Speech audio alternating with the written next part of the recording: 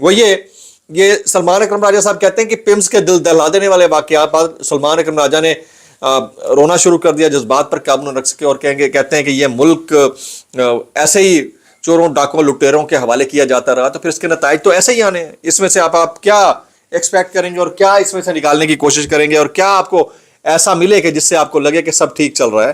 تو یہ ہے انتہائی افسوسناک۔ اچھا اب آ جاتے ہیں جی، افسوسناک کہ اسلام آباد پمز کے اسپتال کے بچوں کے وارڈ میں آگ لگنے سے کم از کم 15 نومولود جاں بحق ہوئے۔ ریسکیو ذرائع کے مطابق نرسری میں ایئر کنڈیشننگ سسٹم پھٹنے کے باعث آگ بھڑکی۔ واقعے کے وقت پمز میں 16 نومولود تھے، جن میں سے صرف ایک کو بحفاظت نکالا جا سکا، اور وارڈ ایسا ہے کہ بچہ اتنا چھوٹا کہ وہ واقعے کی اصلیت آپ کو بیان نہیں کر سکتا، والدین کو وہاں اندر آنے نہیں دیا جاتا۔ P I M S children nursery ward میں آکسیجاتی زدگی، C T D A fire and disaster management کی جو رپورٹ ہے وہ سامنے آ گئی ہے۔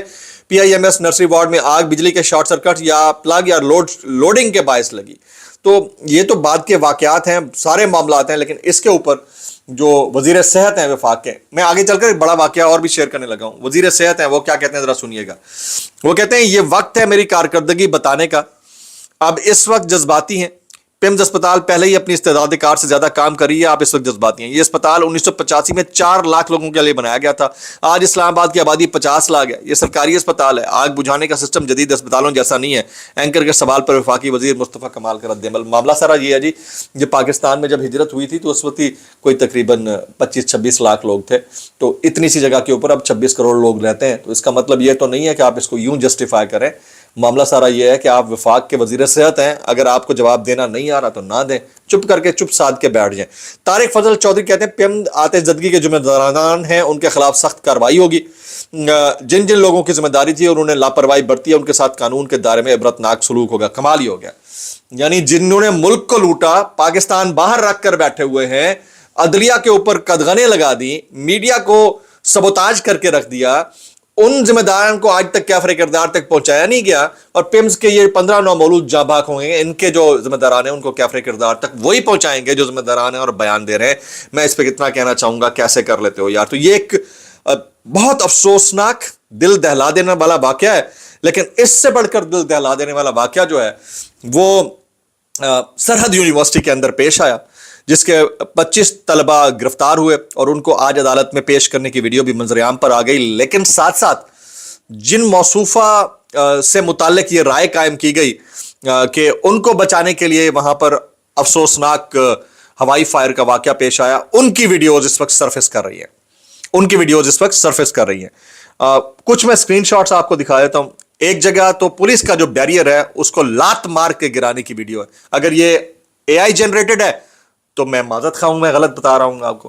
اگر یہ ریئل ہے، ریئل ٹائم امیجز ہیں، تو میں کہتا ہوں کہ یہ ایسے امیجز کس کانٹیکسٹ میں آئے؟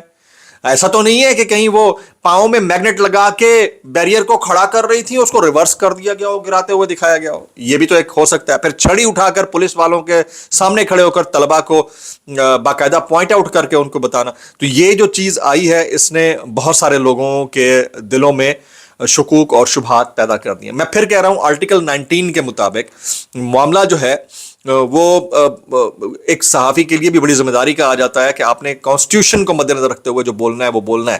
لیکن میرا سوال یہ پیدا ہوتا ہے کہ کانسٹیٹیوشن سے تو کوئی بالاتر نہیں ہے نا، کہ پولیس کو فنگر پوائنٹ کرے خاتون اور پھر وہ بیریئر کو گرائے، اور پھر دوسرا جو ہے نا کہ کہتے ہیں چھڑی سے باقاعدہ اشارے کرے اسٹوڈنٹس کو، ان کو ٹارگٹ کیا جائے، اور پھر وہ 25 طلبہ گرفتار بھی ہو جائے۔ تو اگر یہ خود احتسابی اس لیول کی ہو جن صاحب کے خلاف ہو رہی ہے، تو اگر اس کو ٹیسٹ کیس بنا دیا جائے تو میرا خیال ہے کہ لوگوں کے اوپر بھی اعتماد بندھے گا۔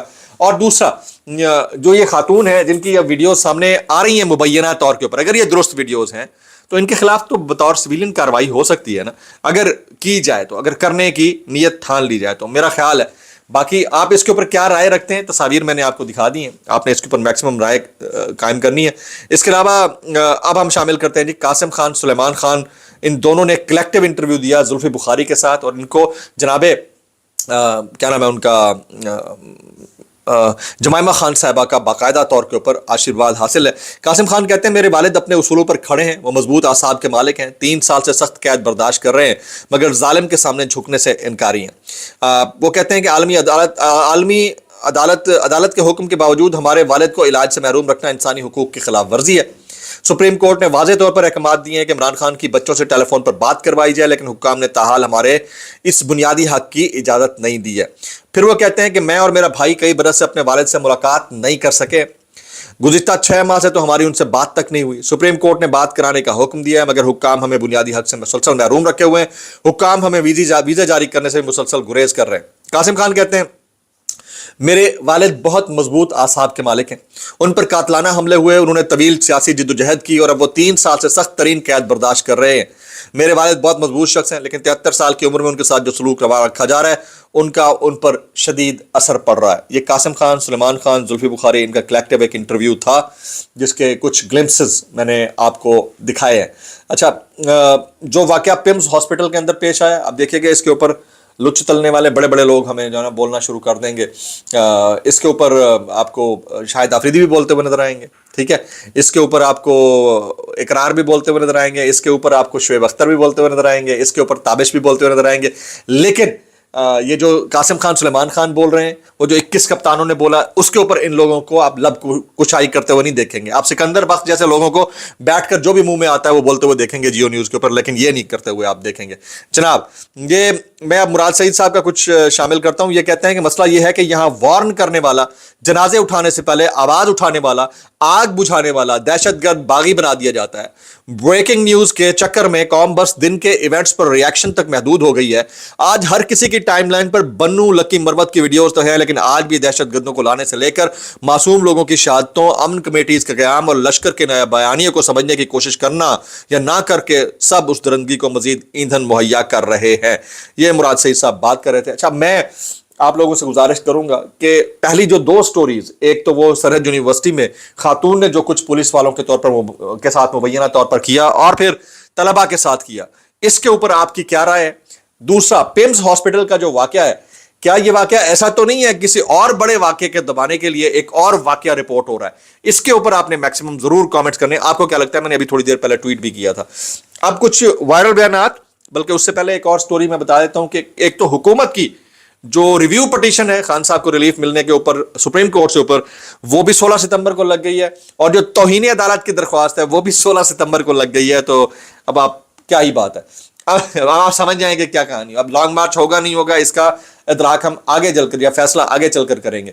12 ربیع الاول کی مناسبت سے یوم ولادت حضرت محمد مصطفیٰ نبی آخر الزمان صلی اللہ علیہ وآلہ وسلم کی ولادت باسعادت کے موقع کے اوپر مولانا فضل الرحمان کہتے ہیں رسول اللہ صلی اللہ علیہ وسلم نے فرمایا 6 ایسے لوگ جن پر میں اور اللہ لعنت بھیجتے ہیں، ان میں ایک وہ ہے جو طاقت کی بنیاد پر مسلط ہوتا ہے، اور جن کو اللہ نے عزت دی ان کو رسوا کرتے ہیں، اور جو گھٹیا قسم کے لوگوں کے اوپر لائے جاتے ہیں۔ جناب، میں اتنا کہنا چاہوں گا، مولانا صاحب آپ بھی یہ کہتے ہیں، کیسے کر لیتے ہو یار۔ یہ مرزا شہزاد اکبر صاحب کہتے ہیں عوام کے مال کے اوپر ایک اور فیملی شاپنگ ٹرپ، یہ مریم نواز شریف صاحبہ ملک سے باہر گئی ہیں، اس کے اوپر کامنٹ کرتے ہیں۔ مجیب الرحمان شامی صاحب کہتے ہیں نواز شریف نے ناپسندگی کا اظہار کیا ہے، ان کا کہنا تھا کہ عدالت کے حکم پر من و ان عمل ہونا چاہیے تھا۔ اگر اتنی ناپسندگی تھی خود جا کے جیل سے خان صاحب کو ہاتھ سے پکڑتے اور الشفا انٹرنیشنل منتقل کر دیتے، اس میں کیا پرابلم تھا۔ یہ ڈاکٹر شہباز گل کہتے ہیں میاں محمود رشید کے ساتھ ظلم اور زیادتی کی بدترین تاریخ رقم کی جا رہی ہے۔ اور منصور علی خان صاحب کہتے ہیں کہ عمران خان کو ذہنی اذیت دی جا رہی ہے۔ شاہد خٹک نے کہا تو آگے سے کہتے ہیں عمران خان ذہنی طور پر ٹھیک نہیں ہے کیا؟ منصور علی خان نے سوال کیا۔ اس سوال کے جواب میں حسن ایوب ہنستے رہے، جس کے اوپر شاہد خٹک نے بولا کہ 1 دن کے لیے آپ کو بھی اگر جیل لے جایا جائے نا تو تانوں بھی لگ پتہ جائے گا کہ آپ سوچتے کیا ہیں اور آپ کے ساتھ ہوتا کیا ہے۔ تو یہ جو 2 عدد شروع کے واقعات میں نے آپ کو بتائے ہیں، ان 2 عدد واقعات نے سسٹم کی اصلیت کی کلئی کھول دیا۔ ان دونوں واقعات کو دیکھ کر ایسا لگتا ہے کہ اب آپ کو یہ کہہ دینا چاہیے کہ روئیں چیخیں پٹیں جو ان کو لائے ہیں، ٹھیک ہے، لیکن جو سرحد یونیورسٹی والا افسوسناک واقعہ ہے اس کے اوپر غیر جانبدار تحقیقات ہونی چاہیے، نہ کہ ایک اور نیوز آئے تو اصل مدے سے آپ کی نظر ہٹ جائے۔ فرق کوئی نہیں پڑتا، لیکن پھر بھی لوگوں کا اعتماد اس سے بحال ہو سکتا ہے۔ کامنٹ ضرور کیجیے گا، دعاؤں میں یاد رکھیے۔ السلام علیکم ورحمۃ اللہ وبرکاتہ۔